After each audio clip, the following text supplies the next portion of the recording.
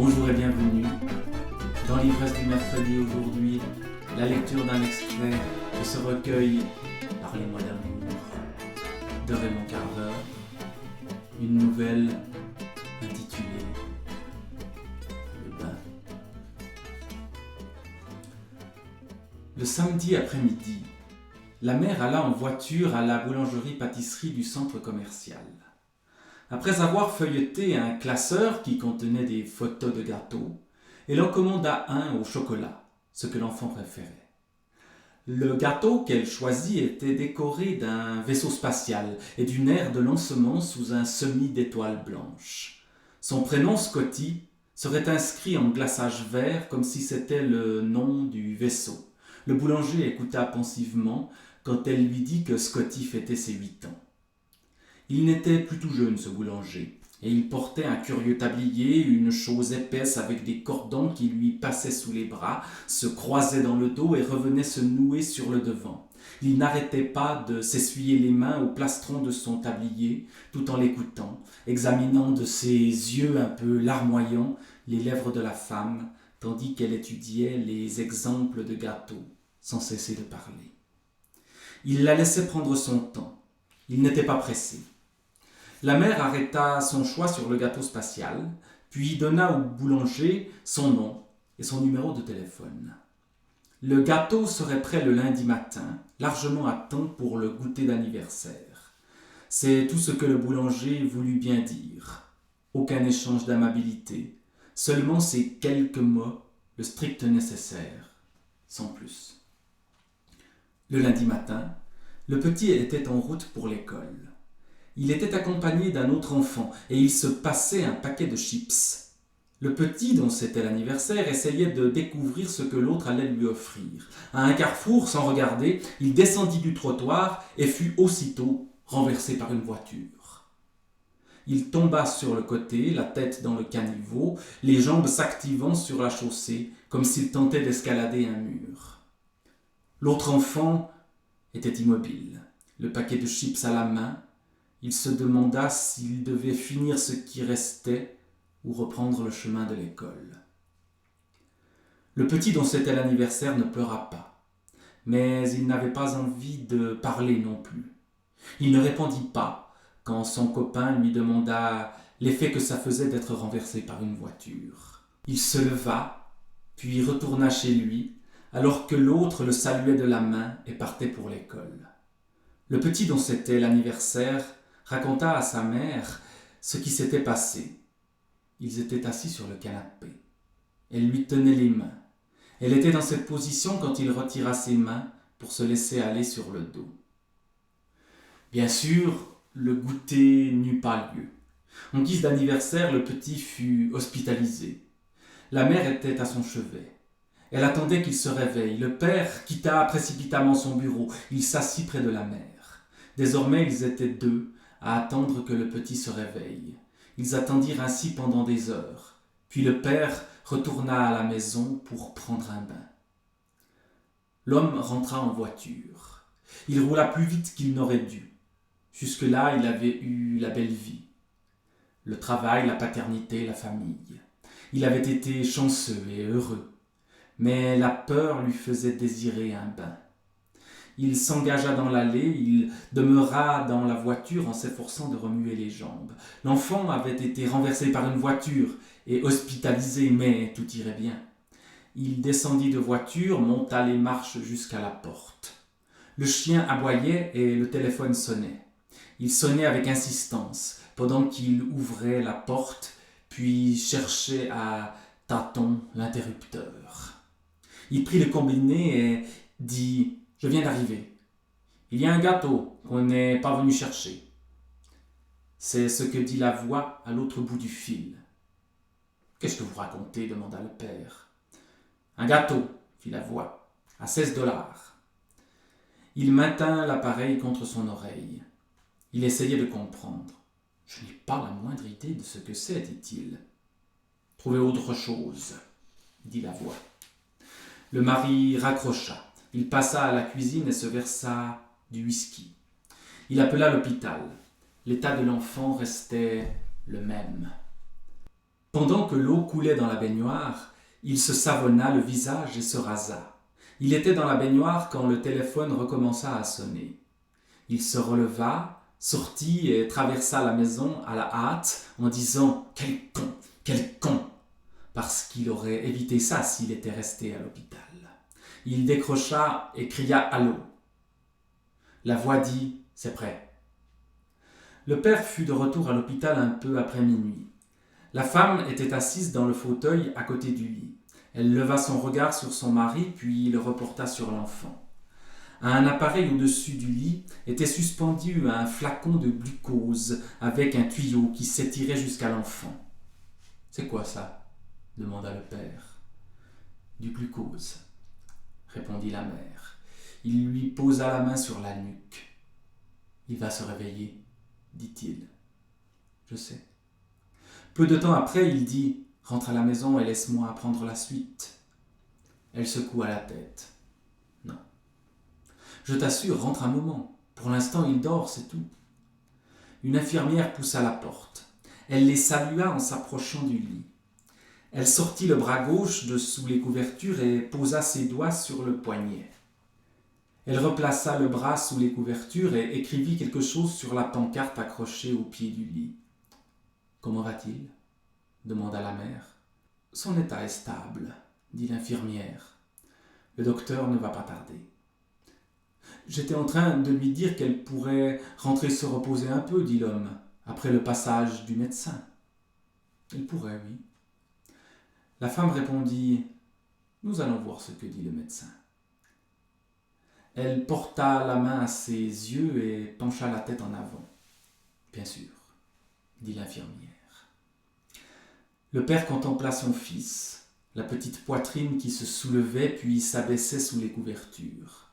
Il sentait encore plus la peur à présent. Il se mit à secouer la tête. Il se parlait à lui-même. Le petit va bien.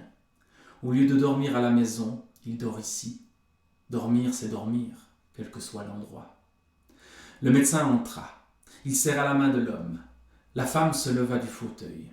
« Anne » fit le médecin en saluant de la tête. Le médecin dit « Voyons d'abord comment il va. » Il gagna le lit et toucha le poignet de l'enfant. Il lui souleva une paupière puis l'autre.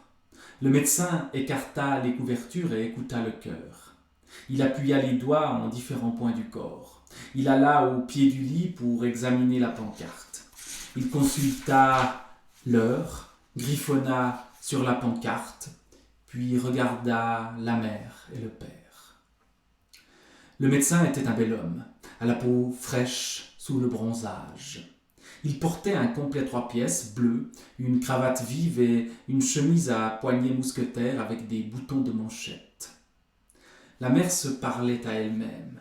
Il arrive d'un endroit où il y avait un public. On lui aura remis une quelconque médaille. Pas de quoi pousser des cris de joie, mais pas de quoi s'inquiéter. Il devrait se réveiller bientôt.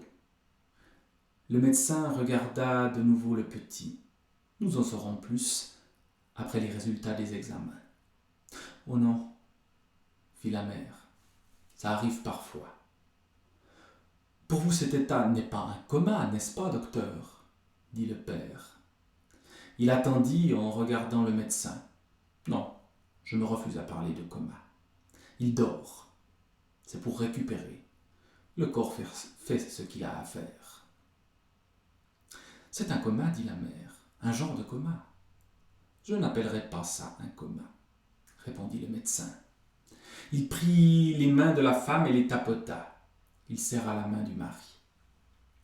La femme posa ses doigts sur le front de l'enfant et les y laissa un moment. « Au moins, il n'a pas de fièvre, » dit-elle. Puis elle ajouta « Je ne sais pas, touche son front. » L'homme posa ses doigts sur le front du petit. « Je crois que c'est normal, » dit-il. Elle demeura immobile un moment, se mordillant la lèvre. Puis elle retourna à son fauteuil et s'assit. Le mari s'assit dans le fauteuil voisin. Il avait envie de dire autre chose, mais il n'y avait rien à dire. Il lui prit la main et la tint sur ses genoux. Du coup, il se sentit mieux. Du coup, il eut l'impression de dire quelque chose. Ils demeurèrent dans cette position un moment, regardant l'enfant, sans parler. De temps à autre, il lui étreignait la main. Puis elle la reprit. « J'ai prié, dit-elle. »« Moi aussi, dit-il. Moi aussi, j'ai prié. » Une infirmière revint pour vérifier l'écoulement du flacon. Un autre médecin entra et se présenta. Celui-là portait des mocassins. « Nous allons l'emmener au rez-de-chaussée, prendre d'autres clichés. Nous voulons faire un scanner. »« Un scanner ?» dit la mère. Elle s'interposa entre ce nouveau médecin et le lit. « Ce n'est rien, dit-il. »« Mon Dieu !» dit-elle. Deux aides-soignantes entrèrent. Ils poussaient une espèce de lit à roulettes. Ils ôtèrent le tuyau du bras de l'enfant et firent glisser ce dernier sur l'espèce de lit roulant. Le soleil était déjà levé quand ils ramenèrent le petit dont c'était l'anniversaire. Le père et la mère suivirent les aides-soignants dans l'ascenseur, puis dans la chambre. Une fois de plus, les parents reprirent place à son chevet. Ils attendirent toute la journée. Le petit ne se réveillait pas. Le médecin refit une apparition pour l'examiner une fois encore et partit après leur avoir redit les mêmes choses. Des infirmières entraient, des médecins entraient. Quelqu'un du labo entra, puis fit une prise de sang. « Je ne comprends pas ce que vous faites, » lui dit la mère. Ordre du médecin. La mère alla jusqu'à la fenêtre et regarda le vaste parking. Des voitures, phares allumés, entraient et sortaient. Elle était debout devant la fenêtre, les mains agrippées à l'appui. Elle se parlait à elle-même. Nous pénétrons dans quelque chose à présent, quelque chose de dur. Elle avait peur. Elle vit une voiture s'arrêter devant l'hôpital et une femme vêtue d'un long manteau y monter. Elle imagina que c'était elle, cette femme. Elle imagina qu'on l'emmenait ailleurs, loin d'ici. Le médecin entra. Il semblait plus bronzé et en bonne santé que jamais. Il se dirigea vers le lit pour examiner l'enfant. « Ses constantes sont bonnes, tout va bien. »« Mais il dort, » dit la mère. « Oui, » répondit le médecin. « Elle est fatiguée, elle est épuisée, » dit le mari. « Elle devrait se reposer, elle devrait manger. »« Anne ?» dit le médecin. « Merci, » dit le mari. Il serra la main du médecin et ce dernier lui tapota l'épaule puis partit. « Je crois qu'un de nous deux devrait aller voir à la maison ce qui se passe, dit-il. Il faut nourrir le chien. »« Appelle les voisins, quelqu'un lui donnera à manger, il suffit de demander. » Elle s'efforça d'y réfléchir. Fermant les yeux, elle s'efforça de réfléchir à n'importe quoi. Au bout d'un moment, elle dit « Peut-être que je vais y aller. Peut-être que si je ne suis pas assise là à l'observer, il se réveillera et tout ira bien. Peut-être qu'il ne se réveille pas parce que je suis là à l'observer. Peut-être. Je vais prendre un bain et me changer. Je crois que c'est ce que tu devrais faire. » Elle prit son sac. Il l'aida à enfiler son manteau. Elle se dirigea vers la porte et regarda en arrière. D'abord l'enfant, puis le père. Il lui adressa un signe de tête et il sourit. Elle passa devant le bureau des infirmières et alla jusqu'au bout du couloir, puis elle tourna et vit une petite salle d'attente. Il y avait là une famille assise dans des fauteuils en rotin, un homme en chemise kaki coiffé d'une casquette de baseball rejetée en arrière, une grosse femme en robe tablier et pantoufles, une fille en jean, les cheveux coiffés en dizaines de nattes frisées, et la table était jonchée d'emballages fins, de gobelets en polystyrène, de sachets de café, de sel et de poivre. « Nelson, » dit la femme, « c'est pour Nelson ?» Elle écarquilla les yeux.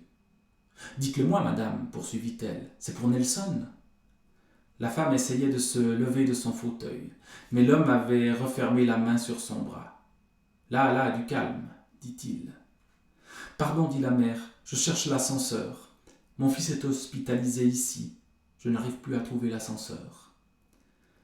L'ascenseur, c'est au bout là-bas, dit l'homme, montrant du doigt la bonne direction.